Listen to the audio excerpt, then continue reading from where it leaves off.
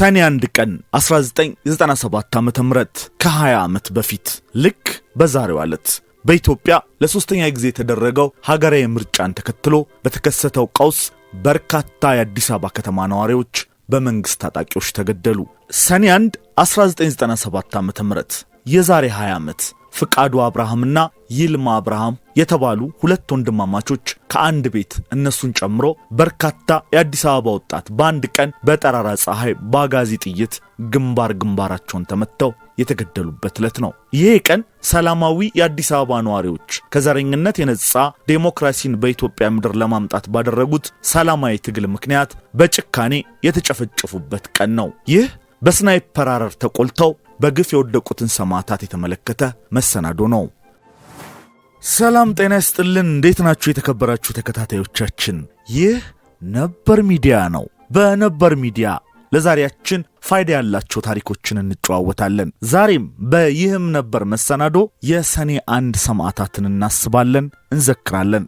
ሰኔ 1 1997 ዓ.ም የ1997ቱን ምርጫ ተከትሎ ለዲሞክራሲ ለነጻነት ለፍትህ አደባባይ የወጡ የአዲስ አበባ ነዋሪዎች በግፍ የተጨፈጨፉበት ቀን ነው። ሰኔ 1 1997 ዓ.ም አስመልክተን ያናገርናቸው የአዲስ አበባ ነዋሪዎችና በወቅቱ የነበራቸውን ትዝታ በማህበራዊ ሚዲያ ያጋሩ ግለሰቦችን የምናነሳ ይሆናል። ምርጫ 97 ላይ እናንተ የት ነበራችሁ? በምን አይነት ሁኔታ ውስጥ ነበራችሁ? ሰኔ 1 አዲስ አበባ አመጽ በነበረበት ወቅትም ያላችሁ ትዝታ አለ ወይ? የምትነግሩን ከ97 ምርጫና ምርጫውን ተከትሎ የነበረውን ሁኔታ የምትነግሩን ካለ ኮሜንት ማስቀመጫው ላይ ልታስቀምጡልን ትችላላችሁ። ሌሎች ጉዳዮችንም በተለይ ከምርጫ 97 ጋር የተያያዙ ጉዳዮችንም የምናነሳ ይሆናል። እስከ መሰናዷችን ፍጻሜ ድረስ አብራችሁ እንድትቆዩ ነው የምንጋብዘው። ቻናላችንን ላይክ፣ ሼር፣ ሰብስክራይብ እንድታደርጉ ደግሞ በአክብሮት እንጠይቃለን።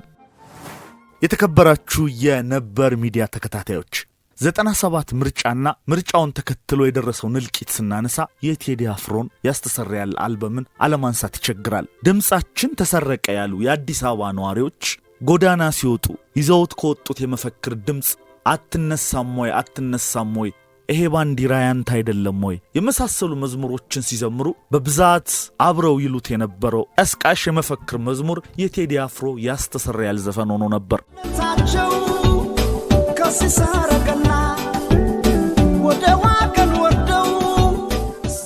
በጽሁፍና በድምጽ ይጮት የነበረው ቃል ያስተሰረያልን ነበር። ምርጫ 97ን ተከትሎ በአገራችን የነበረው ሁኔታ በተለይ የአዲስ አበባ መልክ ማጀቢያ ሙዚቃ ይኑረው ቢባል ከቴዲ አፍሮ ያስተሰረያል አልበም ሌላ ሊገኝ አይችልም። 1997 ዓ.ም ሰኔ ወር ደረሰ።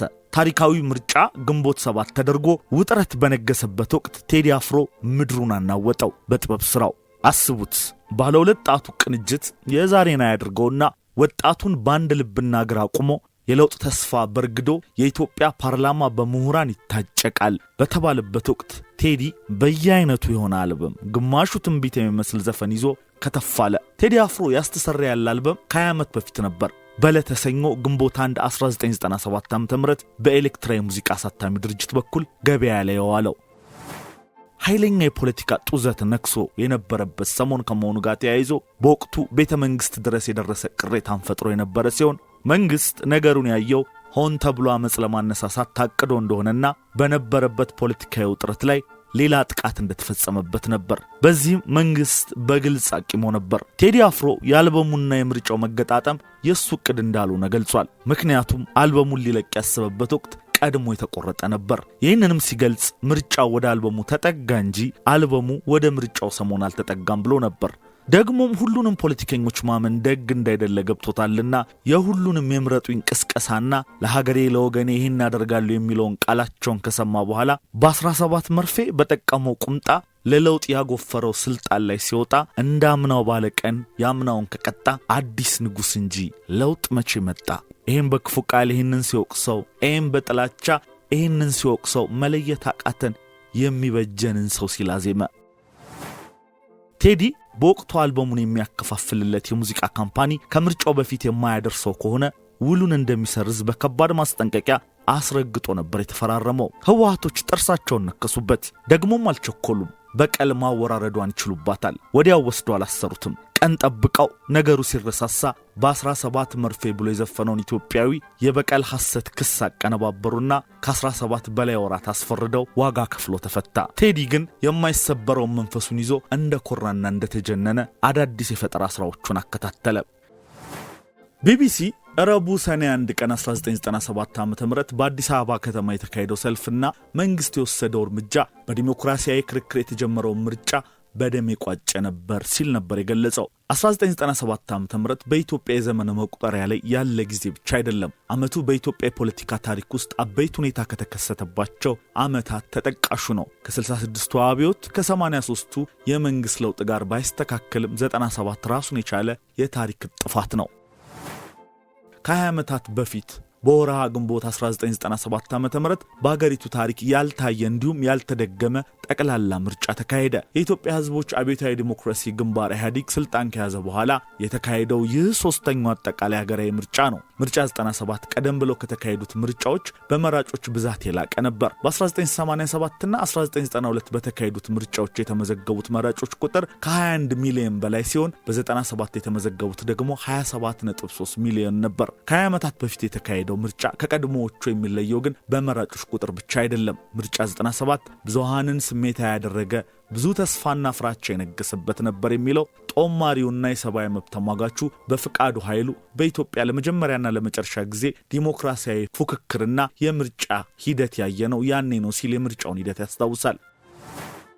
በሃርቫርድ ዩኒቨርሲቲ የሰብአዊ መብቶች ፕሮግራም ተባባሪ ዳይሬክቶሬት የሆኑት ዶክተር አባድር ኢብራሂም በበኩሉ ምርጫ 97 በኢትዮጵያ የምርጫ ታሪክ ውስጥ በጣም ዲሞክራሲያዊ ምርጫ ነበር ይላል። የታሪክ ተመራማሪው ጃን አብኒክ ምርጫ 97ን ሲገልጹት ምርጫው ምንም እንኳን አወዛጋቢና ጉድለት የነበረበት እንዲሁም ለተቃዋሚዎች ትልቅ ስኬት ያስገኘ ቢሆንም አጠቃላይ የዲሞክራሲያዊ ሂደትን ቀውስ ውስጥ ከቷል ይላሉ። ፕሮፌሰር አብኒክ የዲሞክራሲያዊ ሂደቱን ቀውስ ውስጥ ከቷል ሲሉ ድህረ ምርጫ የተስተዋለውን አፈና፣ አመጽና የመንግስትን አምባገነናዊ አገዛዝን በመጥቀስ ነው። ከአጼ ኃይለ ሥላሴና ከወታደራዊ ስርዓት በኋላ ማዕከላዊ አምባገነንነት ምናልባትም በአዲስ መልክ እየተፈለሰፈ ስለመሆኑ ያሳየ ወቅት ነበር ብለዋል። ፕሮፌሰር አብኒክ ከኢህአዴግ ወደ ስልጣን መምጣት በኋላ ከተካሄዱት ምርጫዎች ውስጥ የ97ቱ ምርጫ እጅግ ወሳኝና ውጤታማ ምርጫ ነበር ማለት ይቻላል ይላሉ።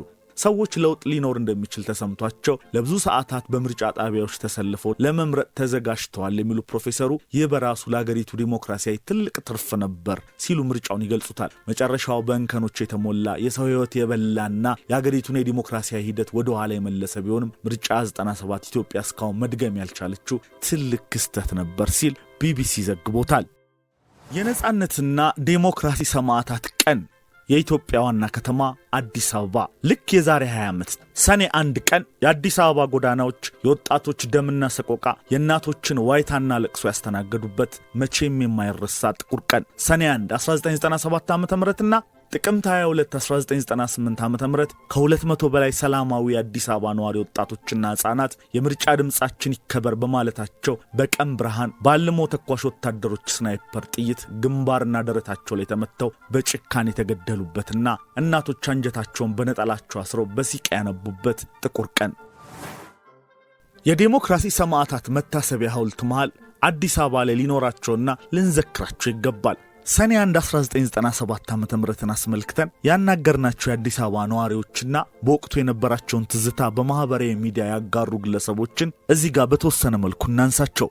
ራስ አስቴራው ከበደ ምልሰተ ሰኔ 1 1997 ዓ.ም 1997 በሚል በማህበራዊ ሚዲያ ካጋራው ጽሑፍ እንጀምር። የዕለተ ሮብ ደመና በወጉ መግፈፍ ሳይጀምር በየአካባቢው ያለ የአዲስ አበባ ወጣት ድምጹን ለማሰማት ባርነትን በቃ ሊል ድምጼ ተሰርቋል፣ ይህን እኩይ ተግባር የሚቀበል ጫንቃ የለኝም ብሎ የአዲስ አበባ ወጣት በሰላማዊ መንገድ ድምጹን በአዲስ አበባ አደባባዮች ለማሰማት ሰኔ 1 ተቀጣጥሯል። ግና አቅሉ መንግስት ሰላማዊ ሰዎችን በሰላማዊ መንገድ ከመሸኘት ይልቅ የጠመንጃ አፈሙዙን መምረጥ ነበርና የመረጠው በጨካኝ አጋዚ ወታደሮች ሞትን አሸክሞ በከተማዋ በተናቸው። ተወልደው ባላደጉበት በስም ብቻ በሚያውቁት ከተማ ላይ ተወልዶ ያደገውን ባለርስቱን የአዲስ አበባ ወጣት በክላሽ አፈሙዝ ይለቅሙት ጀመረ።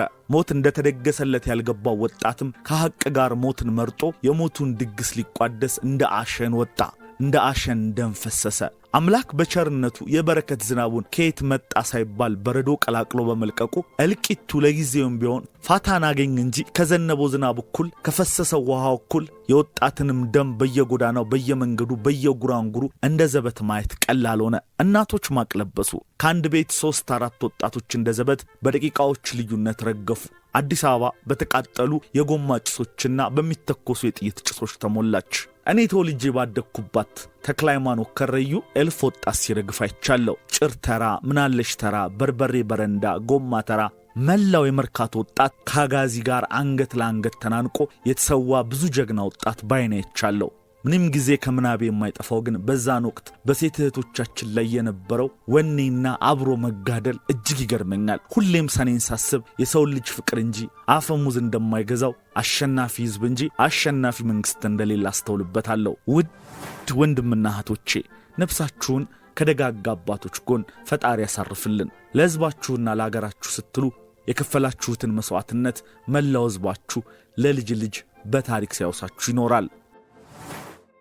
እኛ በነበርንበት በኮተቤ መምህራን ኮሌጅ አካባቢ የነበረው አመጽ ፍጹም የተለየ ነበረ። የአዲስ አበባ ጎዳናዎች በደም የጨቀዩበት፣ የእናቶቹ አይታና ሰቆቃ አየሩን የሞላበት፣ ሆስፒታሎች በሬሳና በቁስለኛ የተጨናነቁበት፣ በብዙ ሺህ የሚቆጠር የከተማው ወጣት ወደ ተለያዩ ማጎሪያ ካምፖች ተወስዶ ለወራት መከራውን ያየበት ቀን ነው ሰኔ 1 1997 ዓ.ም። ከዚህ አስጨናቂ የመከራ ጊዜ እንዴት እንደተረፍኩ ሳስበው አምላኬን ዘወትር አመሰግነዋለሁ። የአካባቢውን ወጣቶች ሰብስቦ ሊሄድ የነበረ አንድ የፌዴራሎችን መኪና አታልፉም ብላ መሃል የቆመችን ወጣት ሴት በጭካኔ ገድሎ ሲያልፉ ያየውበት ቀን ነው። ሽብሬ ደሳለኝ 1997 ሰኔ 1 በነበረው ህዝባዊ ተቃውሞ ኮተቤ ኮሌጅ በር ላይ የተገደለች እህት ነች።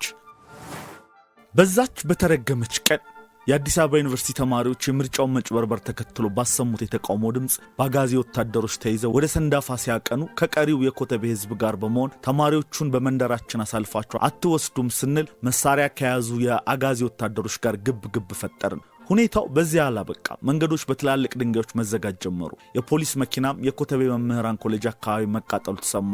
አሁን የመከላከያ ኃይሉ በአንድ ስር ሆኖ በሟቹ ጠቅላይ ሚኒስትር እጅ በአዋጅ ስለገባ ትዕዛዝ ከጠቅላይ ሚኒስትሩ ወደ ገዳዮቹ አጋዚዎች ደረሰ። የኮተቤ አስፋልት በአንድ ወገን ምንም ባልያዙ በወንድራድ ሁለተኛ ደረጃ ተማሪዎች፣ በኮተቤ መምህራን ኮሌጅ ተማሪዎችና በአካባቢው ነዋሪዎች በሌላ ወገን መሳሪያ በታጠቁ አጋዚዎች ተወሯል። በዚህ ወቅት አንድ አስደንጋጭ ነገር ተከሰተ። የደጃዝማች ወንድራድ የመጀመሪያ ደረጃ ትምህርት ቤት ህፃናት ተማሪዎች ከትምህርት ቤታቸው ተለቀው አጋዚ ወታደሮችን ሲያዩ በድንጋጤ ወደ ተለያዩ ቦታዎች ይሯሯጡ ነበር። ህፃናቶቹን ለማሸሽ ወደ ትምህርት ቤቱ የጎረፈው ህዝብ ላይ ተኩስ የጀመሩት አጋዚዎች የመጀመሪያውን ነፍስ አጠፉ።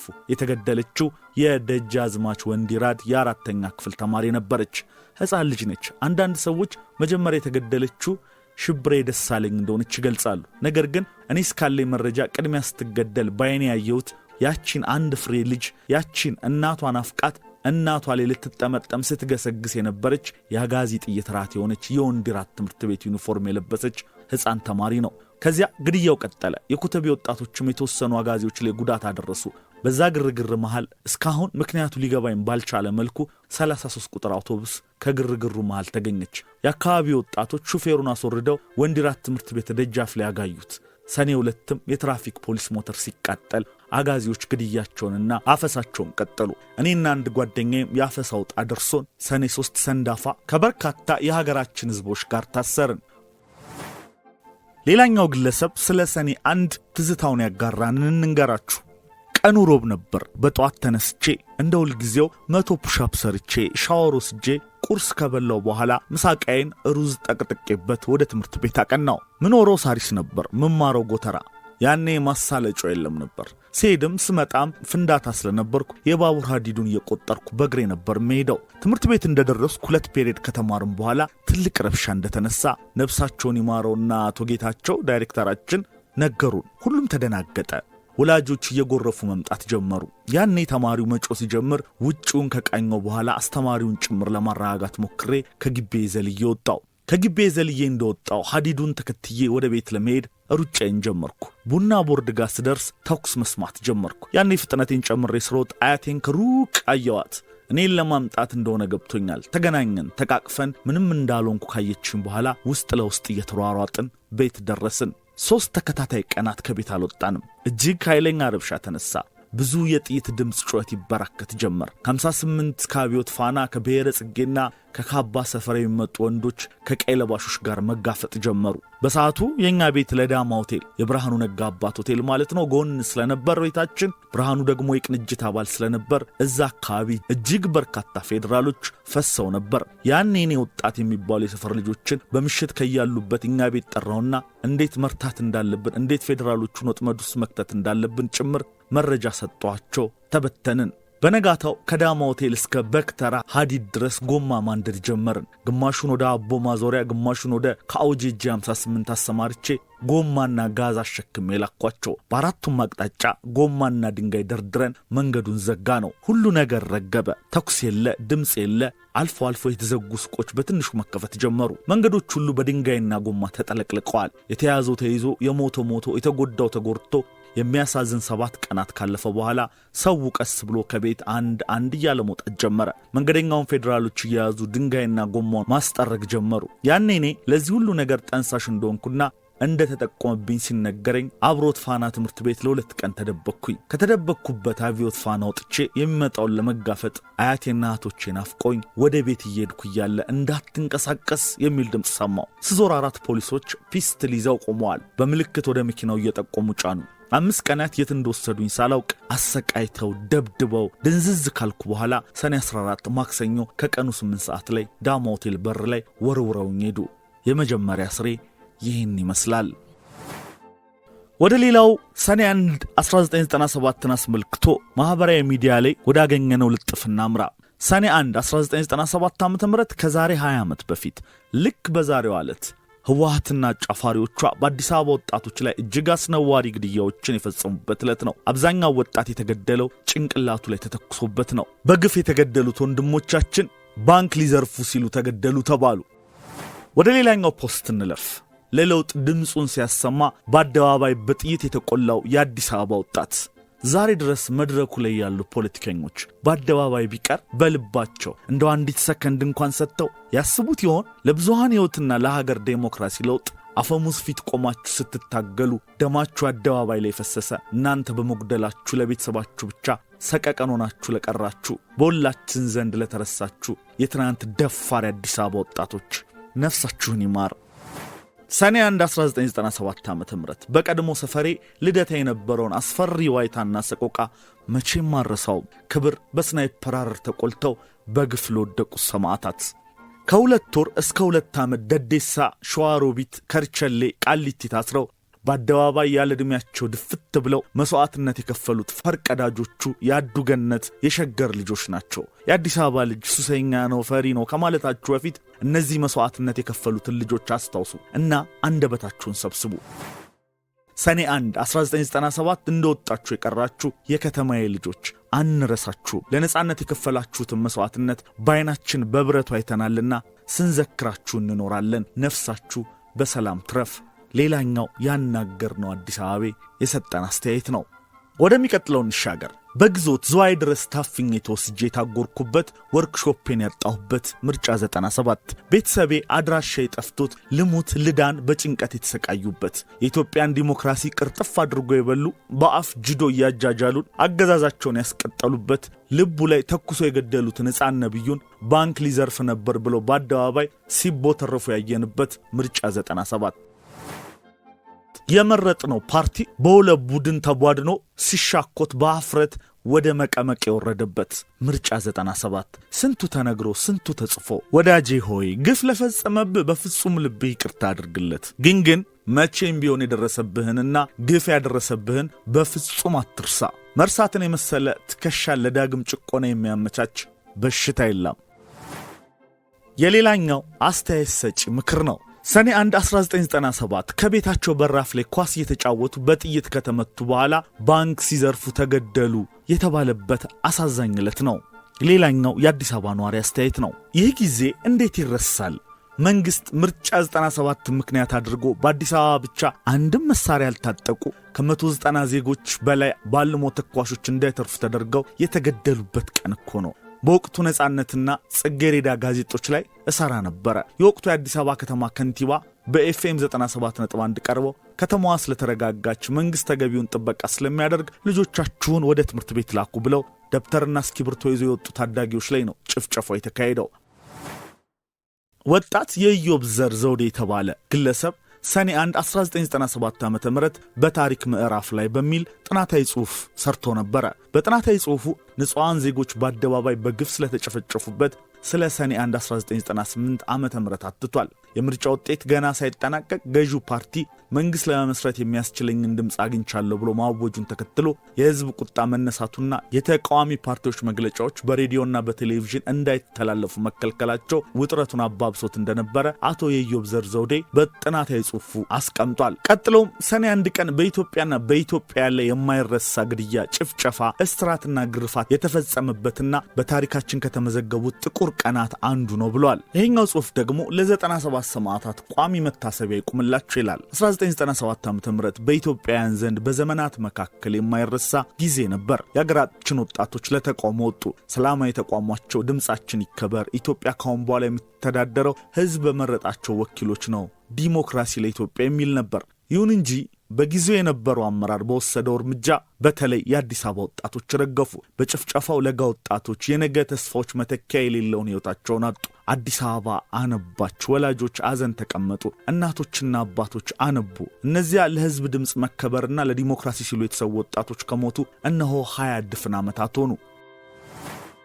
ሰኔ 1 1997 ሲነሳ ግን ተቃውሞውን ለመግለጽ የጦር ሄሊኮፕተሩን ይዞ የከነፈው ካፒቴን ሳይነሳ አያልፍም። በዚያን ጊዜ የ26 ዓመት ወጣት የነበረውና የአየር ኃይል አብራሪው ካፒቴን ባይሉ ገብሬ የ1997 የመነቃቃት አካል ነበር።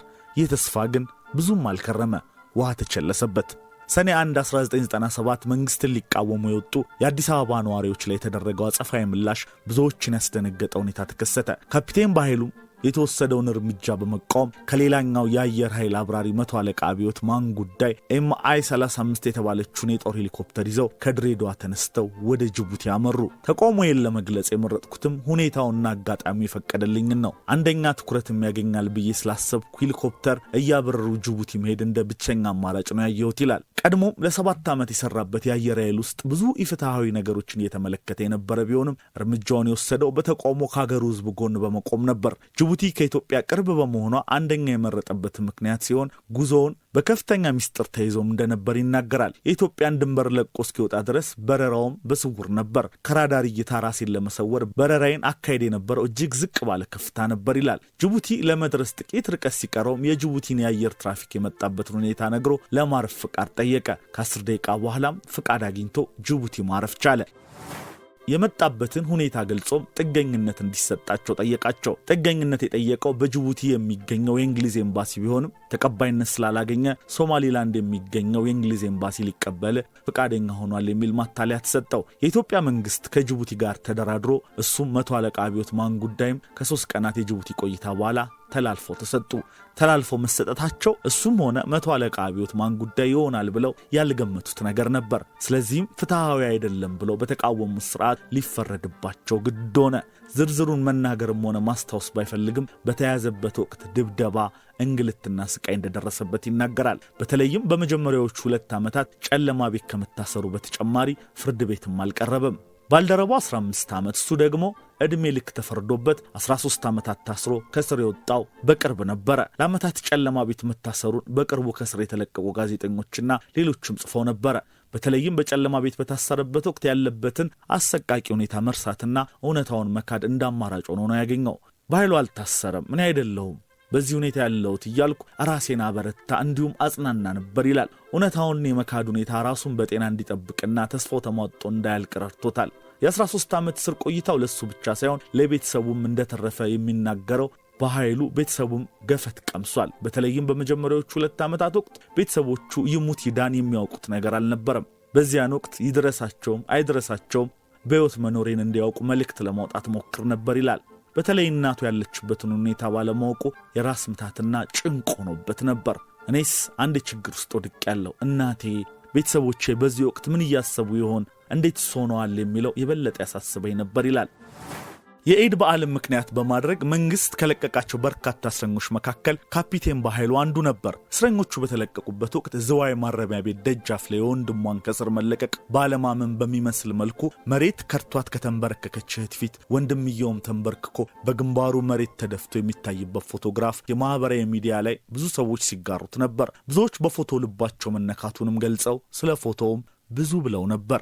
ያ ፎቶ የበኃይሉና የእህቱ ነበር። ከፎቶ ጀርባ የነበረውን ስሜት በኃይሉ እንዲህ ገልጸዋል። ይህቺ መሬት ቀላል አይደለችም። ያለንባት የኢትዮጵያ ምድር ብዙ መስዋዕት የተከፈለባት ሀገር እንደመሆኗ ስንኖር ተመችቶን እንኳ ባንኖር በነጻነት ገብተን የምንወጣባት ሊሆን ይገባል የሚለው ኃይሉ መሬቱን በመሳም ደስታውን የገለጸበት ምክንያት ሲገልጸው እኛንም ለማስፈታት የተከፈሉ ዋጋዎች አሉ።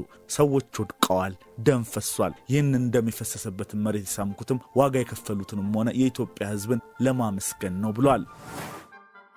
የተከበራችሁ የነበር ሚዲያ ተከታታዮች ዛሬ ዕለቱን በማስመልከት የሰኔ 1 1997 አሳዛኝ ክስተትን አስበናል። ለዛሬ በይህም ነበር መሰናዶ ያቀረብንላችሁ ይህን ይመስል ነበር። ማንኛውም አስተያየት፣ ሐሳብ ኮሜንት ላይ ልታስቀምጡልን ትችላላችሁ። ቻናላችንን ሰብስክራይብ ያላረጋችሁ ሰብስክራይብ፣ ላይክ፣ ሼር እንድታደርጉ በድጋሚ በአክብሮት ነው የምንጠይቀው። በዕለቱ ሕይወታቸውን መስዋዕትነት የከፈሉ የአዲስ አበባ ወጣቶች ነፍሳቸው በገነት ትረፍ። በሌላ መሰናዶ እስክንገናኝ መልካም ጊዜ